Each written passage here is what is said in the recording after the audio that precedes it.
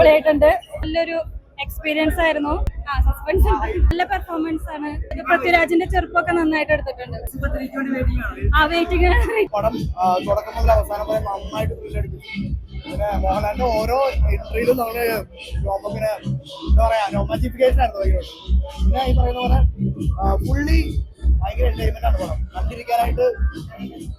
അങ്ങനെ ഓരോ സെക്കൻഡ്സിലും നമുക്ക് ഈ പറയുന്ന പോലെ അടുത്തുണ്ടാവും നമുക്ക്. പിന്നെ ഈ പറയുന്ന മോഹൻലാലിന്റെ സ്വാഗ് ഭയങ്കര രസമുണ്ട്. അടിപൊളി എവരിതിങ് അടിപൊളി. ഗംഭീര സിനിമയാണ്. അടിപൊളി, സൂപ്പർ. അടിപൊളി സൂപ്പർ രോമാഞ്ചം വന്നു. വേറെ ഒന്നും പറയാനില്ല. സൂപ്പർ. വേറെ ഒന്നും പറയാനില്ല, വാക്കുകളില്ല പറയാനായിട്ട്. അതെ അത് പിന്നെ പറയാനുണ്ടോ? അടിപൊളിയായിട്ടുണ്ട്. ഒന്നും പറയാനില്ല. നോക്കിയിട്ടില്ലെന്നാണ് ഒന്നും പറയാനില്ല കേട്ടോ.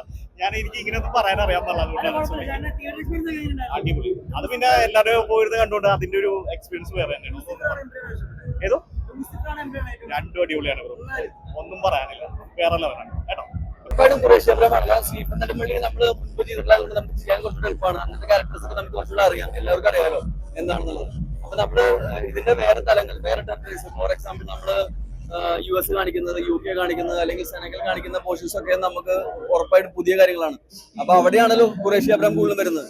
അപ്പൊ ആ സീനുകളിലേക്കുള്ള വർക്കാണ് നമുക്ക് കുറച്ചുകൂടെ താരതമ്യേന ബുദ്ധിമുട്ട്.